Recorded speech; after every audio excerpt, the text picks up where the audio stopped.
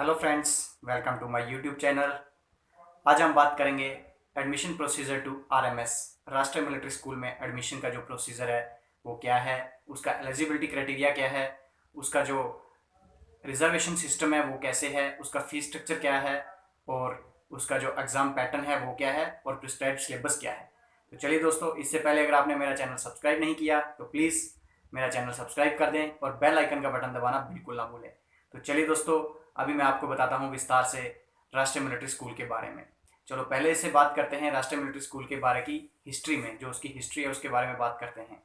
तो राष्ट्रीय military school की जो स्थापना है, एस्टेब्लिशमेंट 1925 में ब्रिटिश द्वारा की गई थी, Kings George British military college के नाम से जलंधर में, जिसको बाद में शिफ्ट कर दिया गया था राष्ट्रीय मिलिट्री स्कूल चेल के नाम से जो भी जाना जाता है, जो हिमाचल प्रदेश में है। उसकी एस्टेब्लिशमेंट हुई थी 1925। आज की डेट में कुल भारत में 5 राष्ट्रीय मिलिट्री स्कूल हैं। राष्ट्रीय मिलिट्री स्कूल चैल, राष्ट्रीय मिलिट्री स्कूल अजमेर, राष्ट्रीय मिलिट्री स्कूल बेलगाम, राष्ट्रीय मिलिट्री स्कूल बेंगलोर और राष्ट्रीय मिलिट्री स्कूल धौलपुर। एक हिमाचल प्रदेश में है, 2 राजस्थान में हैं और 2 कर्नाटक में हैं। इस तरह से पूरे भारत में टोटल 5 ही राष्ट्रीय मिलिट्री स्कूल हैं। तो चलिए दोस्तों, एक और बात बता देता हूँ। जो इसका मेन लक्ष्य था राष्ट्रीय मिलिट्री स्कूल का, वो था कि कैंडिडेट्स को मिलिट्री डिफेंस के लिए प्रिपेयर करना। लेकिन 1952 में एक घोष कमेटी करके आई थी, जिन्होंने इसको एबॉलिश कर दिया था कि जो कैंडिडेट्स पहले राष्ट्रीय मिलिट्री स्कूल में पढ़ते थे उनको सिर्फ आर्मी और डिफेंस के लिए ही तैयार किया जाता था, एज अ ऑफिसर्स के लिए। लेकिन 1952 में घोष कमेटी ने ऐसा डिक्लेयर कर दिया कि जो कैंडिडेट्स इसमें जो स्टूडेंट्स पढ़ रहे हैं वो फ्री अपनी कैरियर को कैसे भी चुन सकते हैं एज ए मिलिट्री ऑफिसर, और बाहर कोई और भी अपना कैरियर अपॉर्चुनिटी चुन सकते हैं। उनके लिए घोष कमेटी ने इसको एबॉलिश कर दिया था।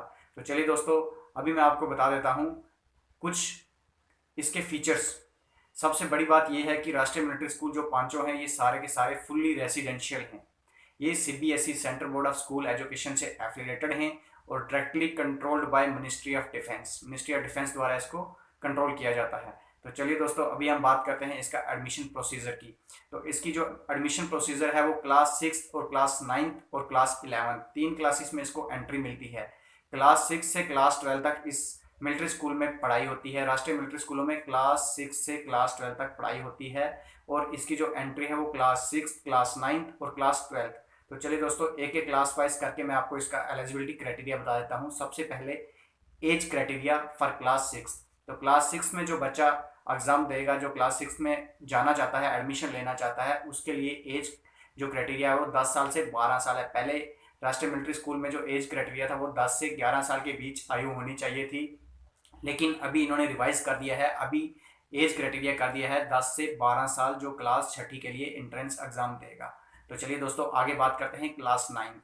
सेम क्लास 9 के लिए फिर से इन्होंने रिवाइज कर दिया है। अभी कर दिया है 13 से 15 साल, पहले था जो 13 से 14 वर्ष आयु होनी चाहिए थे। अभी जो स्टूडेंट्स अपियर करेंगे क्लास 9 के एग्जाम, उनकी आयु होनी चाहिए 13 साल से 15 साल के बीच की। तो इसी तरह से दोस्तों, ये जो एज है ये एडमिशन ईयर के 31 मार्च को काउंट होनी चाहिए। तो दोस्तों, 6 मंथ्स एज का जो है रिलैक्सेशन दिया गया है उन बच्चों को जिनके पिताजी डिफेंस में थे और किसी ऑपरेशन में वो शहीद हो गए, उनके लिए 6 महीने की एज रिलैक्सेशन दी गई है।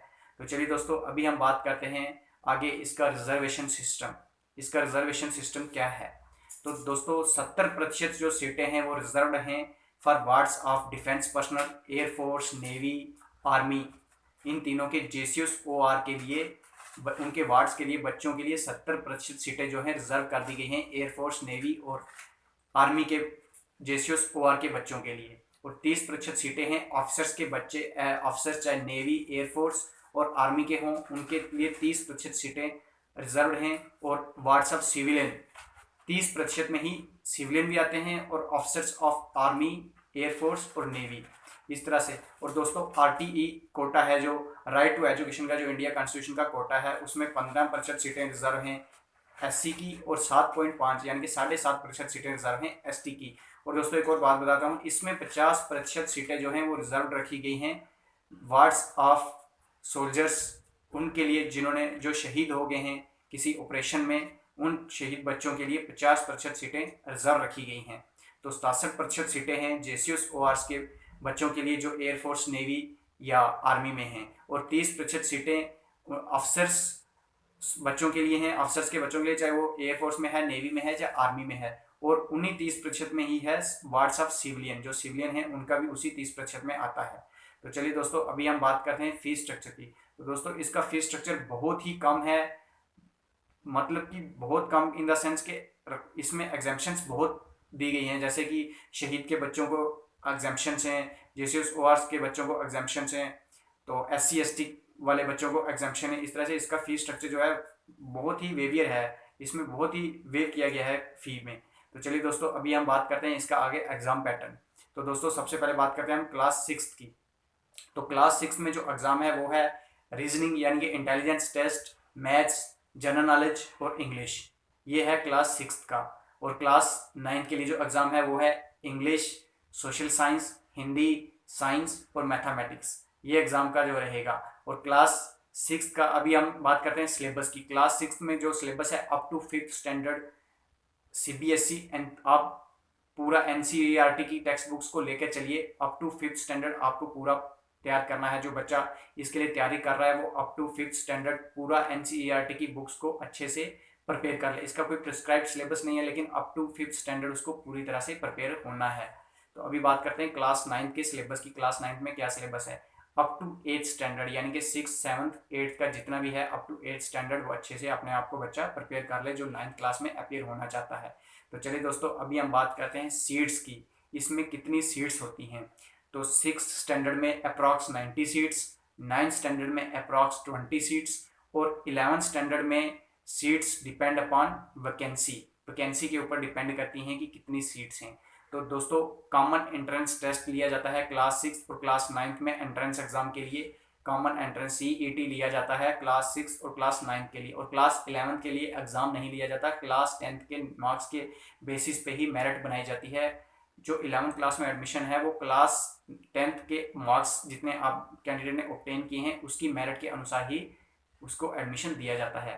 तो चलिए दोस्तों, अभी हम बात करते हैं इसका जो है, ये बिल्कुल रेजिडेंशियल स्कूल्स हैं, CBSE से एफिलिएटेड हैं, और इन स्कूल्स का जो मेन मोटिव है बच्चों को डिफेंस के प्रति अच्छे से तैयार करना। को करिकुलर एक्टिविटीज़ पे काफ़ी ध्यान दिया जाता है इन स्कूलों में। बच्चों के फिजिकल फिटनेस पे, मेंटली और फिजिकली दोनों तरीके से बच्चों को प्रिपेयर किया जाता है इन स्कूलों में। तो जो कि आपने अगर वो अपना डिफेंस में अपना कैरियर चुनना चाहते हैं तो उनके लिए, उन बच्चों के लिए एक बहुत ही गोल्डन अपॉर्चुनिटी है राष्ट्रीय मिलिट्री स्कूल। तो चलिए दोस्तों, अगर आपको ये मेरा वीडियो अच्छा लगा होगा तो इसको प्लीज़ लाइक करें, शेयर करें और सब्सक्राइब करना बिल्कुल मत भूलें। Thank you.